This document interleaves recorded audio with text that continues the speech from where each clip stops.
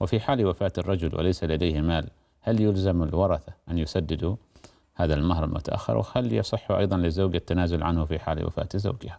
مجموعة من الأسئلة. مجموعة من الأسئلة، والمسألة مهمة. نعم. إن وجد مؤخر للصداق فإنه ولم يستحق للمرأة بالفراق بأي وجه من وجوه الفراق الشرعية أو بالوفاة. نعم. وهو دين على الرجل لامرأته، فيكون أداؤه في حالة الوفاة من أصل المال، لأنه دين يعامل معاملة الديون. نعم. قلت في أول الجواب: إن كان هناك مؤخر للصداق أو كما يقال آجل مذكور في العقد. نعم. نعم. أو فيما اتفقا عليه. نعم. لكن هل يلزم أن يكون هناك مؤخر للصداق؟ لا يلزم. نعم. قد يكون الصداق كله معجلا. نعم. يؤدى مقدما أو مؤخرا، الحاصل ليس فيه عاجل وآجل، ليس فيه آجل، ليس فيه مؤخر.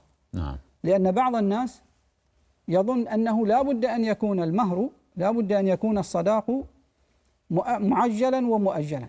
نعم. أو مقدما ومؤخرا. لا يلزم. الصداق يمكن أن يؤدى كله إلى المرأة عند العقد. نعم. أو عند الدخول، وليس فيه شيء مؤجل، ليس فيه شيء مؤخر. نعم. ولذلك فإن من يقومون بالعقود إن لم يتبين لهم أن هناك مؤخر صداق، فلا ينبغي لهم في صيغة العقد الملكة نعم. أن يذكروا مؤخر الصداق. نعم. ويجزئهم أن يقولوا على ما اتفقا عليه من الصداق. نعم. دون حاجة إلى ذكر عاجله وآجله. نعم. إذ قد لا يكون هناك آجل. نعم.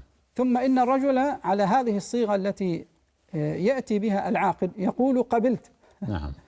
في حين لا يكون هناك شيء من الآجل، فقد يفتح ذلك بابا من النزاع والخصومة. نعم.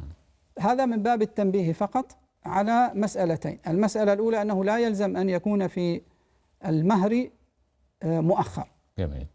والمسألة الثانية أن يتنبه العاقدون فلا يذكرون الآجل إلا إذا اطلعوا على أن هناك آجلا. نعم. وإلا فيكفيهم أن يقولوا وعلى الصداق المتفق عليه فيما بينهما، أو بما أشبه هذه الصيغة من صيغ. ممتاز.